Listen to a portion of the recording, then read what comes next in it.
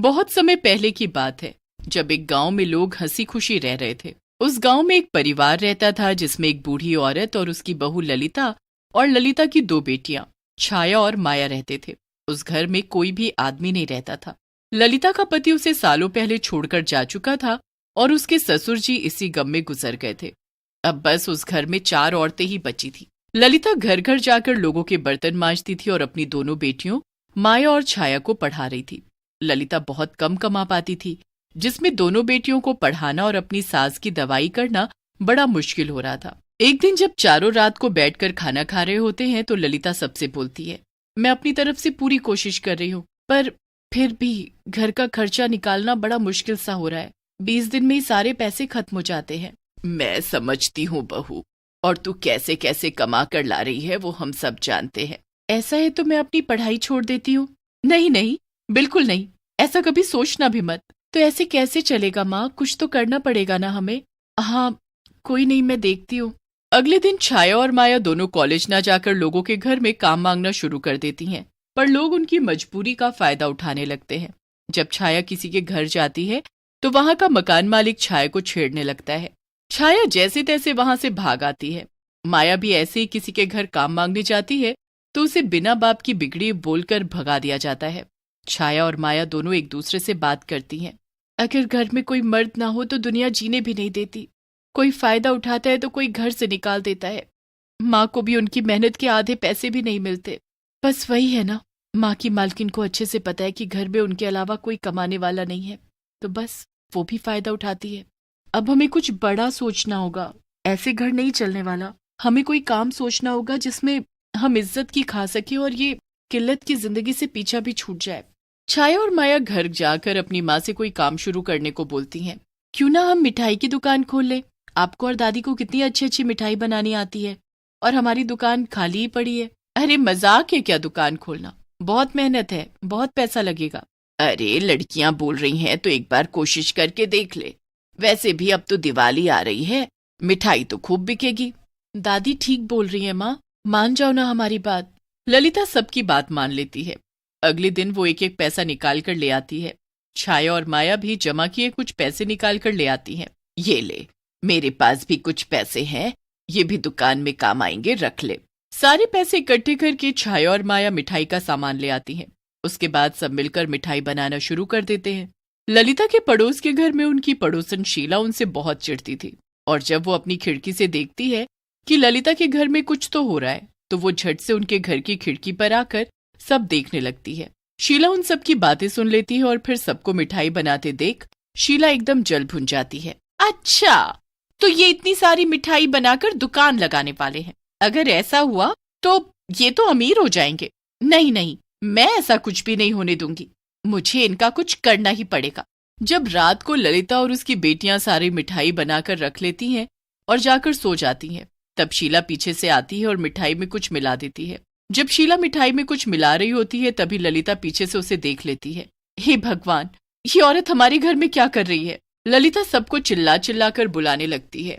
शीला उसको चिल्लाते देखकर घबरा जाती है कि अब तो उसकी चोरी पकड़ी गई और अब उसके पूरे मोहल्ले में बदनामी हो जाएगी। शीला को एक डंडा दिखता है और वो उठाकर ललिता के सर पर मार देती है। ललिता वहीं गिर जाती है और दिमाग में चोट लगने से मर जाती है। तभी वहां ललिता की सास ये सब होते देख लेती है। छाया, माया जल्दी आओ। अरे इस बुढ़िया ने तो मुझे देख लिया। शीला अब उस बुढ़िया की भी मुंह और नाक बंद कर देती है। काफी देर तक सांस ना ले पाने की वजह से वो बुढ़िया भी मर जाती है।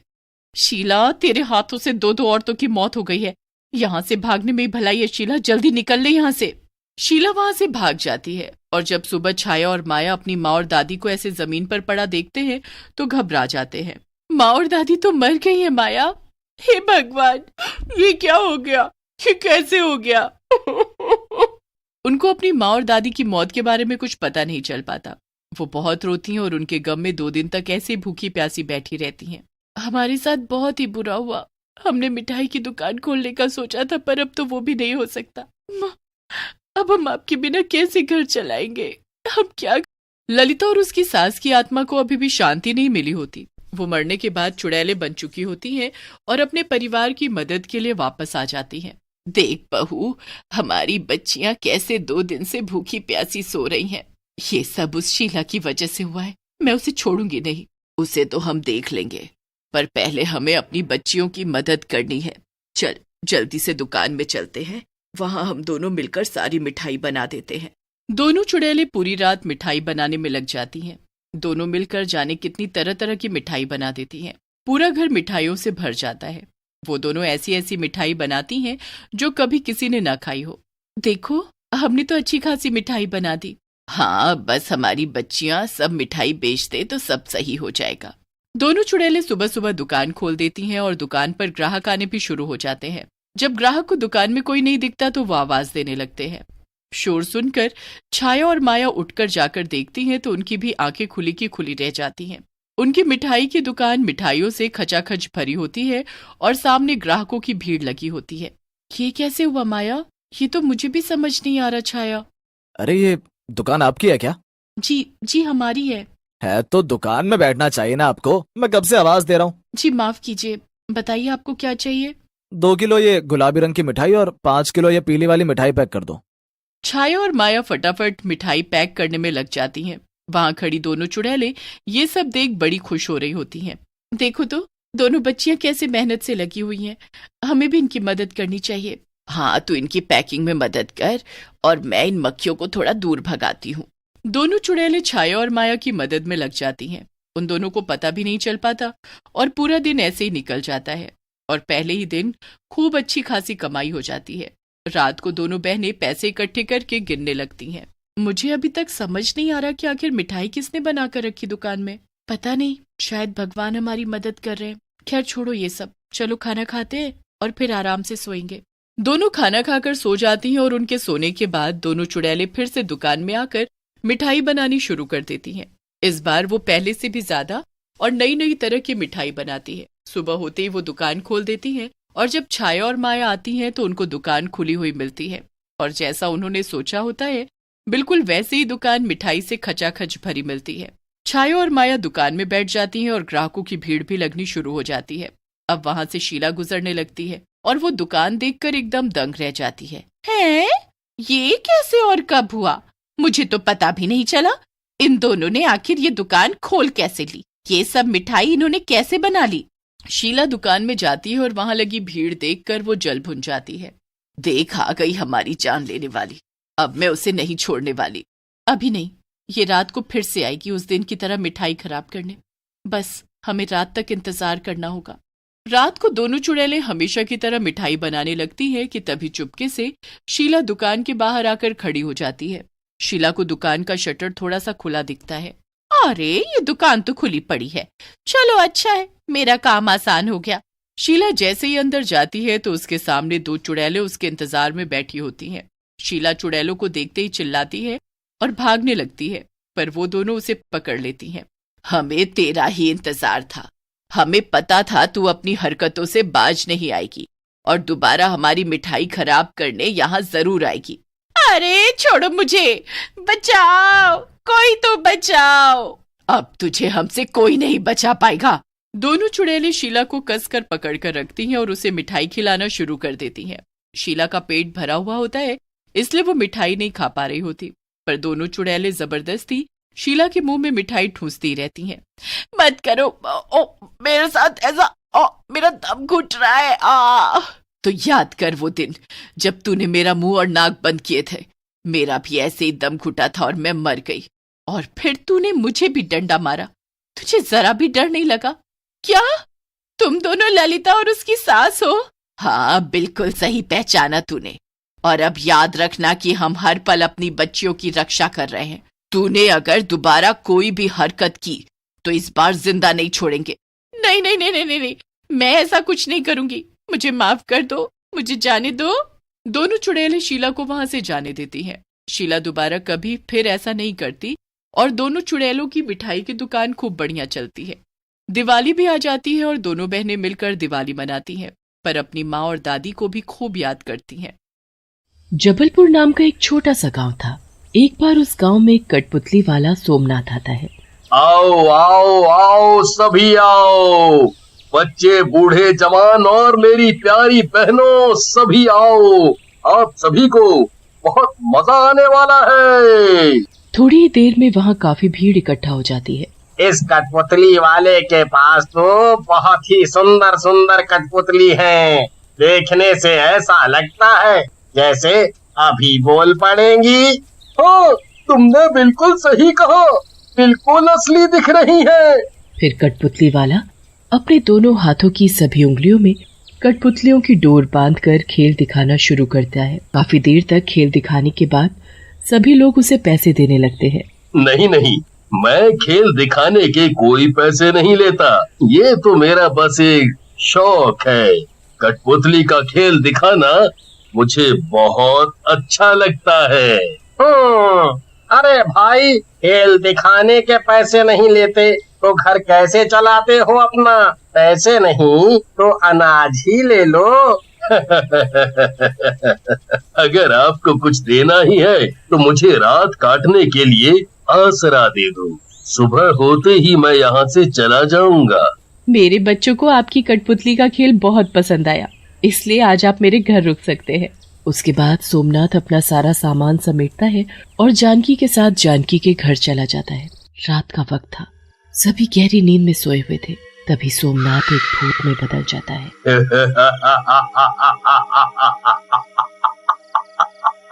तभी एक कठपुतली आंखें हिलाने लगती है और फिर बोलने भी लगती है। ये गांव वाले बेवकूफ नहीं, बहुत सीधे हैं। उन्हें ये नहीं पता कि तू भूत है।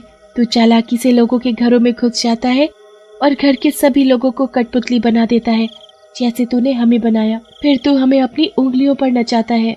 बहुत ज्यादा बोलती हो, अपना मुंह बंद रखो और मुझे अपना काम करने दो। भूत के पास जो भी कठपुतली थी उन सभी को वो अपने थैले में बंद कर देता है और चुपचाप जाकर सोई हुई जानकी को अपने जादू से कठपुतली बना देता है। कठपुतली बनते ही उसे भी अपने थैले में छुपाकर अपने साथ ले जाता है। वो वहाँ से सीधा जंगल जाता है। उस घने जंगल के बीचों बीच उसकी एक गुफा थी। रात भर सो नहीं पाया, थोड़ी देर सोया जाए। भूत के सोते ही कठपुतलियां आपस में बातें करने लगती हैं। ये मेरा क्या हाल बना दिया। मुझे अगर पता होता कि ये कठपुतली वाला भूत है तो कभी भी नहीं घुसाती इसे अपने घर पे। चुप हो जाओ बहन, ये कोई मामूली भूत नहीं है। इसे जादू आता है और उसी जादू से ये सबको कठपुतली बना देता है। रात के वक्त ही हम बोल सकते हैं, सुबह होते ही हम फिर से बेजान हो जाएंगी। वहाँ गांव में जानकी का पति जगन्नाथ जानकी के ना मिलने की वजह से परेशान हो रहा था। आखिर इतनी सुबह सुबह उठकर कहाँ जा सकती है वो? इतनी जल्दी तो वो कभी नहीं उठती। कुएं पर भी देखाया, वहाँ भी नहीं है। और ये कठपुतली वाला भी बिना कुछ बोले यहाँ से चला गया। जगन्नाथ गांव भर में अपनी पत्नी के बारे में पूछता फिर रहा था, पर किसी को कुछ नहीं पता था। अगले दिन भूत सोमनाथ कठपुतली बनकर फिर से गांव में जाता है। आओ आओ आओ, मेरे पास आओ सब। सोमनाथ की आवाज सुनकर सभी लोग अपना अपना काम धंधा छोड़कर कठपुतली वाले के पास आ खड़े होते हैं। ये देखो, ये दुलारी है।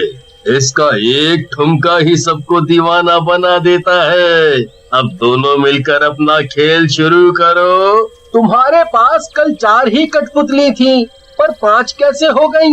ये 5वीं कठपुतली कहाँ से आई तुम्हारे पास? ये कुछ ज्यादा सवाल जवाब नहीं कर रहा। इसे मेरे बारे में सब पता न चल जाए। इससे पहले इसे सब पता चले, मुझे आज रात को ही इसे भी कठपुतली बनाना होगा। क्या हुआ? कुछ बोलो। तुमने सही कहा, कल मेरे पास 4 ही कठपुतली थीं। आज 5 इसलिए हैं क्योंकि मैं खुद इन्हें बनाता हूँ। तो कल मैंने ये नई कठपुतली बनाई।